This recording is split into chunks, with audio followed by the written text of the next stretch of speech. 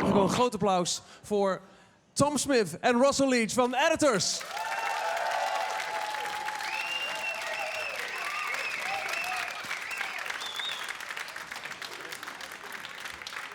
Hi guys. Hiya. Russell, welcome. Tom, welcome. Hello. Have a seat. Sorry. Hello. Hello.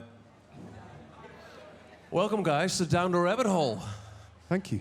How have you been? Great. Yeah, it's good. Yeah. Nice place. Is this interrupting in any way the things you might want to do on a regular basis before heading to the main stage? You know, you have your rituals and stuff that you do, and oh god, an interview. Must we really? A little bit, Editors! but it's cool. It's fine. I'll try to make it as comfortable as possible. Thanks. First of all, I was wondering a bit about the most recent studio album, Violence. How many versions are there? I mean, you had the version that came out at the end of 2017, Yeah. and then you had the Blanck Mass session, Yeah. and that was sort of one of the ingredients of the original album. Yes, it was. Yeah. I think maybe 2 more versions, like the album that we made just ourselves before Blanck Mass got involved, and then maybe my demos before then, you could say as well. So maybe 4 versions in total. We stirred it all together, you know. Because, correct me if I'm wrong here, but you had the album, you had all the tracks, and then you gave them to Blanck Mass, and you said, well, do something with this. And then he gave them back to you, and you kind of found a balance between your own versions and his version, is that correct? Yeah, and then some things turned into new ones as well when we worked with Leo. So, yeah, things changed. We couldn't make our minds up. We need help. Yeah, because what made you decide to put out basically one of the ingredients? We thought it was interesting, basically, for our fans, you know. I mean, we like Blanck Mass and his solo records a lot, so to have him work with us was exciting. So that didn't end up being the final record, but we thought people might like to hear it, you know, or just to be... If you're interested, I think it's interesting, you know. I know that, at least I know from you, I'm not quite sure if what your influences are, Russell, but you once said that OK Computer is a very important album to you. Sure, yeah. They just made the headlines, well, not on their own merits, but Radiohead became news because of the leaks, right? Like 18 hours worth of demos and outtakes were leaked onto the internet, and well, they kind of took it into their own hands and said, well, hey, you can buy them for a good cost, but fuck you, hacker. Yeah. Is the Blanck Mass session in a sort of way like something of a leak, an outtake of what Violence came to be? No, I don't think so. I think it was just an important part of the process, you know. I mean, I don't think we felt in any way underhand, like letting people hear it, you know, or try, you know, sneaky. It was just like, it was cool, you know. So I think, yeah. Would you be comfortable if someone were to take all of the sketches, if you will, of all the songs? I mean, Blanck Mass Session is something that you chose to put out. The 18 hours worth of stuff that came from the OK Computer sessions might not have been meant for... I wonder how many people have listened to those 18 hours. Yeah. Maybe about 18. Enough, I guess. I think it's a lot of information, and I think we're the first filters of the band. That's why it doesn't get released, or that's why it's, you know, it's for us to work on, not really for other people to get involved with yet. But you know, when Blanck Mass came back with the versions that he'd worked on, it was a different thing. At what point do you know that a song is done? Is that something that's in the mind of one of you? Is it a band decision? Well, it's definitely a band decision, but I think you start to get a sense of excitement when the song starts to reveal its personality to you. And that can be after you've been working on it for 2 weeks. It can be after 2 minutes of playing the song together. You know, each song is different, but there's a collective energy that increases when we suddenly go, you know, you understand what it is, what the song's, how it's trying to be, you know, its personality. So that thing is kind of is not really spoken about when we're in the studio. It just kind of, it happens, and it's why we all like making music together still, because that feeling is addictive, it's exciting, and it's kind of not like anything else. You know, playing live is, you can feel like a fucking superhero, you know, it can be amazing up there, and hopefully tonight will be good, be great, hopefully. But it's, in a sense, the same every other night, you know, there's repetition. But the creative process in a studio, 5 people, 6 people with a producer, that's a very unique energy, and when you have those moments, it's amazing, yeah. And a song like No Sound But the Wind. Well, there's a good example of a song that yeah. we never know when to say stop, you know. And that song is confusing because it had its moment in the sun before we'd finished it, really. You know, I just played it on stage at a festival in Belgium, and suddenly it became a thing. But for us, we'd never really got to a point with that song in the studio that we were happy with or we put out, and it was just kind of confusing that it had come to life. We had to step back and go, there's so many parts of the world that don't give a shit about it because it doesn't mean anything anywhere else. So it was quite nice to put that song to bed for the band, you know, on Violence. Are there more songs like that waiting to be... well, probably always songs waiting to be finished, but songs that stick around as long as No Sound But the Wind, that you just can get a grip on? Yeah, I mean, something like Magazine we worked on maybe 10 years before it came out. And that was just whittling around in the background. Is when we were still with Chris and working as a 4-piece, and it was a Flood song that wasn't quite happening, and we just left it for a bit, and then came back and got enthused one day, and you know, it happened. Yeah, and there were files on my computer, dormant. One day when I'm bored, I'll go back and see what's there. What's your folder structure like? Excuse me? The folder structure on your laptop. That's a good question. Thank you. Yeah. Neat. Neat. Tidy. Okay, Yeah. so you have... Everything is in capital letters, you know, labelled appropriately. Yeah. And not got stupid titles. Do you use When we tags? work with Justin and he's running the Pro Tools session, it's a fucking mess. It's unbelievable. It drives me crazy. I don't know how he can work in such chaos. So... Do you have a folder with interesting stuff? Folder might work. Folder definitely on the next album. No, I kind of just do it in time, you know. So it'll be editors demos, 2017, you know, 18, or maybe something else, you know, whatever I'm working on. So no, I'm not presumptuous. I can't guess what they're going to be because I'll be wrong, you know. Because I do get surprised. No. So there's a new song, Frankenstein. Yeah. From what folder did that come from? Just new. Yeah, it was New folder. yeah. I mean, Yeah. we have Just the one song. Yeah, it took... That's it. Well, no, actually, there's like 4 songs that we were working on, and it wasn't too long. We were still making or touring Violence, so we had these potential new songs lying around, and yeah, we just thought we'd get cracking and see what happens to them. And Frankenstein is one of them, you know. For a lot of years now, a lot of artists have been saying the album concept, the format of an album is, well, I wouldn't say is dead, but it's not the only way to put out songs now. Sure. So Frankenstein is a new song. It's a standalone song. That's exactly what it is. Do you have more standalone songs coming up? We do have some other songs. I don't know what we're going to do with them yet. Good album title, by the way. Standalone songs. I get into trouble if I talk too much about what we're going to do with them. I don't know. We'll see. It's just us. There'll be some surprises. There'll be some new songs, you know, later in the year, maybe. Okay. Maybe. So when you take the stage in like, well, let's see, a couple of hours, any of those new songs might just pop up? Not tonight. No, God, that's it's too early. They're babies. Just Frankenstein. Just Frankenstein. Yeah, sure, yeah. And we'll play Barricades from the Blanck Mass session. record. Yeah, Yeah. so that's, you know, that's cool. That's an interesting song as well. For people who don't know, the Blanck Mass sessions, well, it's like one of the ingredients of what Violence came to be. But then Barricades wasn't on the original album. Yeah. But it's a fucking good song. Thank you. You're welcome. It's How did that not make the cut? It was close. It was close. It was very close. Yeah. I think stylistically, it just felt a little bit too jarring with Violence. And I wasn't, I don't know. Sometimes I wake up and think it should have gone on the record, and then I wake up and think, yeah, right to keep it off. I don't know, you know.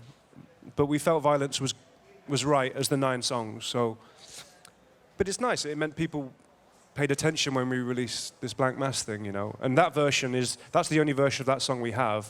That's apart from my demo. Take that back to the band. band. No, that's apart from my early demo. That's the only thing there is, and yeah, we love it. Yeah, we're proud of it. Could the way that Kanye West used to work on his last albums be something for you then? I mean, if it keeps you up at night. Well, he put out an album, not physically, but on streaming services, and at a certain point he might think, it's not just done yet. I just want to alter this song. I might want to change the order of which the songs are put out. You could just go back to an album and totally rearrange everything, and then that's the album. Chris always used to say, if you just keep going back to a painting and it just goes brown. You know what I mean? Sometimes you have to stop. You know, I don't know. Like Kanye has his own way of doing things, doesn't he? And it works for him. Yeah. Not something that's in the future for you. Well, trouble is, we've got. Yeah, I won't say that. It's fine. Yeah, we'll see. I have this feeling, I don't know about you guys, but any minute now they just might snap and tell us something that they're not supposed to. No, I was going to talk about our audience and our streaming figures. It was really boring. Yeah. We need some more younger fans. We'll take boring from you anytime. It's been 17 years now since the band formed. Yeah. What keeps it fresh? What keeps it fresh? We Stupid questions like this. No. Sure. Every new year there's a new football season. We talk about that a lot. Yeah. Just keeps rolling on. I don't know what keeps it fresh. Like I say, we do still like making out music together, which helps. Yeah. Once that's gone, I think it will get stale very quickly. Yeah. We like working together, and Justin and Elliot have been so enthusiastic about everything. So it's new lease of life. So fresh blood, you know, but then that's not so fresh anymore. No. Maybe we need to fire someone else. Yeah. No, but things did change, and it might have changed. I guess it doesn't just change the changing of one person. It's changed the entire dynamics of a group, I reckon. Yeah, well, it was it was obviously a weird time, and you're right, having 2 new people suddenly in that intimate space of yours was odd. But yeah, we got there, and they're still there. So yeah, it's good. It's good times. What is the most intimate space in the editor's universe? Is it the place where you write songs, or the recording studio, or the tour bus? Russell, talk to me about your intimate space. It's just a tour bus. Yeah, is it? No, I don't know. When we get in a room, it's not that big, so I think that's important. Whenever like not strangers, but when you have people in a creative, rehearsal room maybe, or sometimes people come and listen, and it is weird when somebody else steps into that environment. It is odd, yeah. But the top corridor of the tour bus at about 6 in the morning, when we're just all kind of asleep, that's pretty intimate too. That's a very sacred space.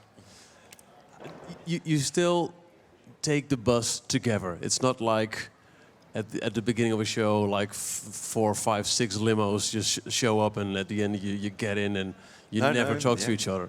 Yeah, you did see each other. If we could afford to take separate buses, would you do that, Russell? No. We get our bows out and hammer some tunes and get drunk. Yeah. It's good. Yeah, man. This is not the first time you saw each other today. No.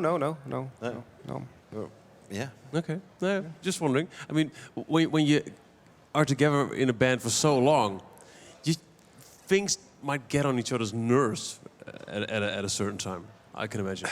Yeah, we do know each other very well. I was going to use the word intimately again, but we do. But we also know when to give each other space, and we've never been not the type of people to really shout, and when things are kind of heated or there's any tension, we don't really shout or, God forbid, get our fists out. That's just not the type of people that we are. It's not explosive in that way. Sometimes bands are. That it's a bit of a pressure cooker. It can be when you're trying to create something together, and it can get like that. But not for us. It's just more like awkward silences and just we know when to, you know, move away. The next question, I just want to. There's a disclaimer. I don't want you guys to break up, but another big influence on you, your music, the band, is REM. Sure. At a certain point, they said, "We're done." Yeah. And I totally believe him, and it breaks my Do you? heart, but I believe him when they say we're never, ever gonna do a reunion again. Yeah. You don't? Yeah, I can't say for certain. You know, I was watching the. We were lucky enough to play with the Cure the other night in Italy, Yeah. and they were fucking amazing, you know. And I was just thinking, oh man, how good would it be if REM just did another summer of shows and I could see that again, you know. So if they did decide to, I don't have any inside information, I'm afraid, but if they did, I wouldn't be one going, but you said you wouldn't do that, you know. But I don't. They might just do a one-off, almost like a coincidence. Oh, it's you. Well, let's crack out some songs. But I don't think they'll be the band. They'll do a great big reunion tour around the world. You might be right. I hope so. I mean, I'm a big fan. But if editors were to end, and again, I'm not rooting for this at all. Do you think that in like 5 or 10 years you might do the big reunion, the Spice Girls concert? I mean, yeah, but We've all got tax bills. but also if. Yeah, I mean, it wouldn't be. Yeah, I mean, I don't know. It's impossible to answer. It depends. But like, if we did that and came back, you know, some places we'd still be playing to, you know, 600 people. It wouldn't quite be Spice Girls-esque. I don't know. Different levels. There's levels to this shit, and we're not at Spice Girls level yet, you know. Besides from the Spice Girls, and obviously. I think you wouldn't, if REM were to get together, you wouldn't stop them, right? No, I'll be down the front. Yeah. Be in line and get the first tickets. Yeah. Okay, I'll be there. Are there other bands that have disbanded that you might want to hope to see get together again? That are still alive, obviously. That would be handy, yeah. Because if you open up the Dead column, there's loads, isn't there? You know. Yeah. Then again, it's your party. It's our party. Yeah. I'd like to have seen Bob Marley, but he's dead. Yeah. Yeah. That's true. Not gonna happen. I can't. Is there anyone that's still? Talking Heads, people talked about that for a while, but Yeah. I don't know. Did you David Byrne does a good show, so... Did you see David Byrne's Haven't seen solo it. show? It's amazing what he does on stage. But it's like, oh, well, there you go.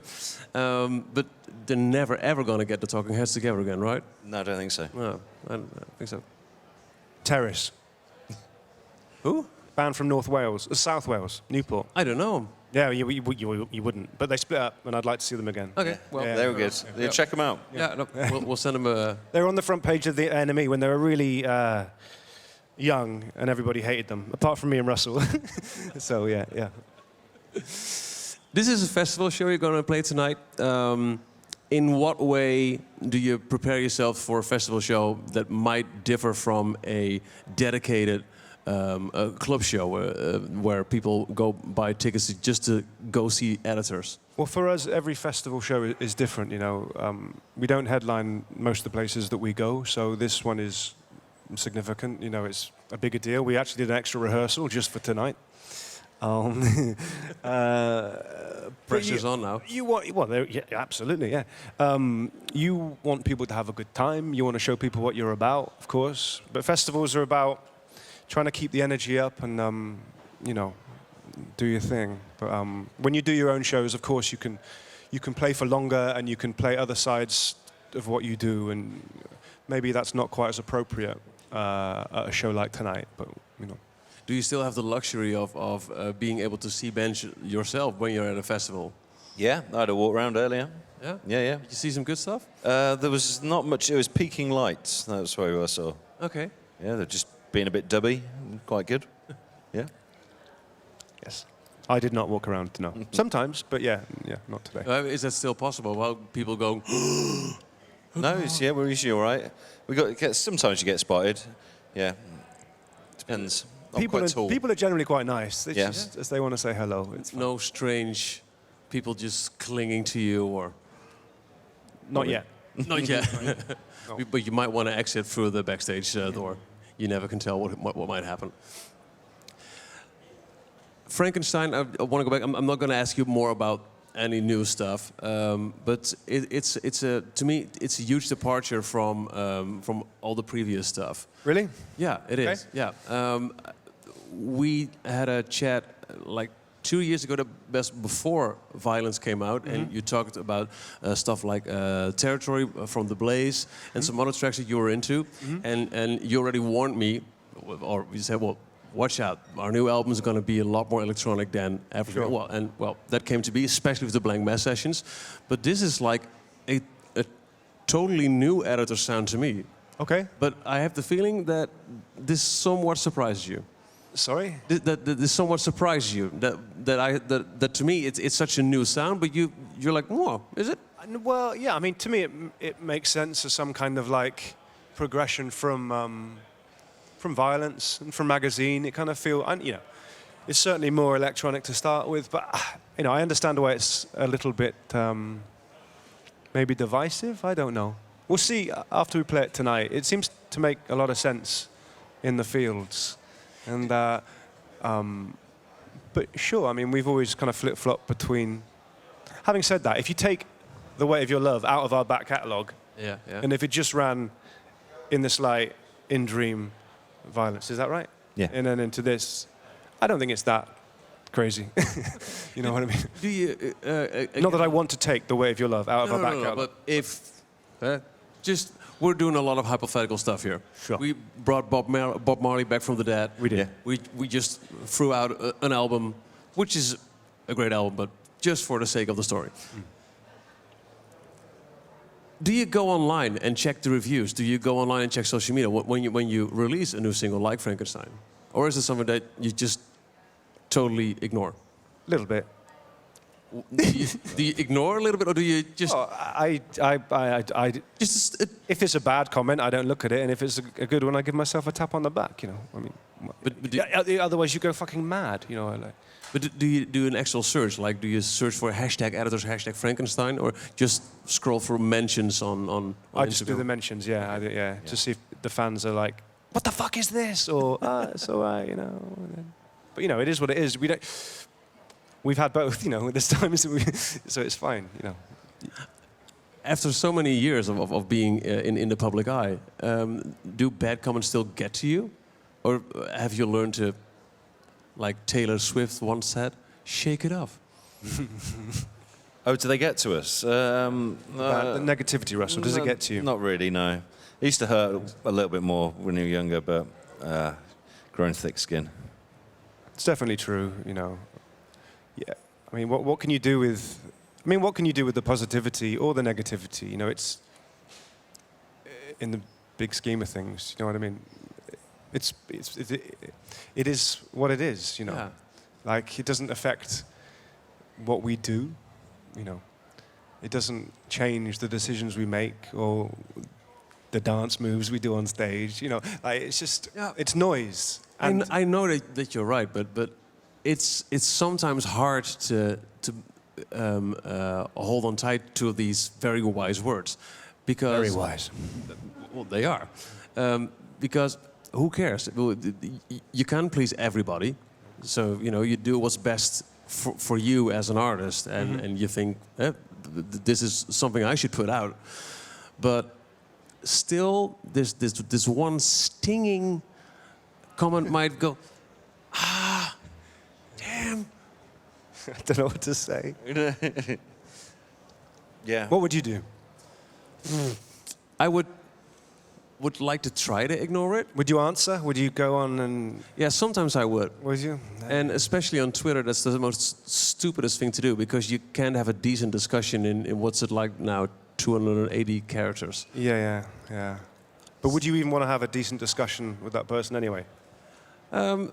Sometimes a comment could be so well worded that you, damn, this is not someone just shouting. It's fucking Shakespearean. This is someone who actually knows exactly how to get to me. Yeah. Was this something maybe more something that was around when you just started as a band?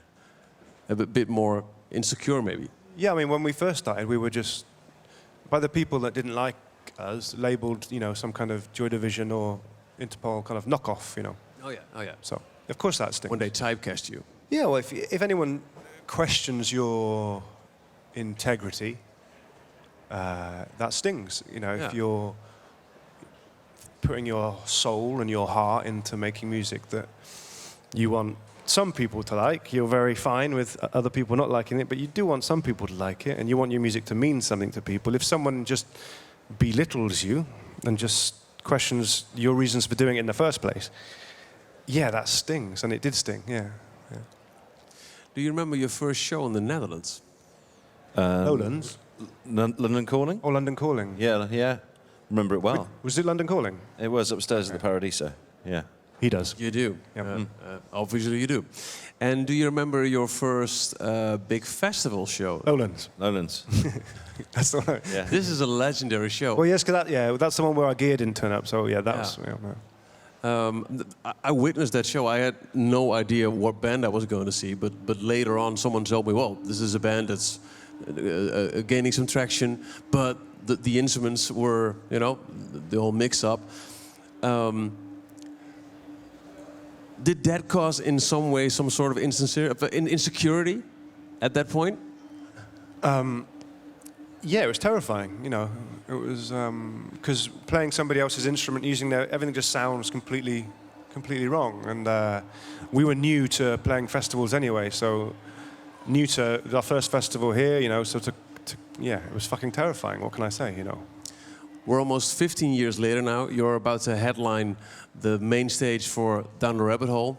If I were to take your instruments away right now and give you just someone else's instruments, problem or no problem? A huge problem. Yeah. Still, yeah? Yeah. Oh Christ! Yeah. Yeah. It might be. I might have to get an acoustic guitar. That would be okay. Yeah. I promise I won't. Neither when I go too long right through the middle of this set. So I want to thank you for taking the time. Thanks very much. And Thank you, Val. we're looking forward to see you perform tonight. Thank you. Russell and Tom from Editors. Cheers.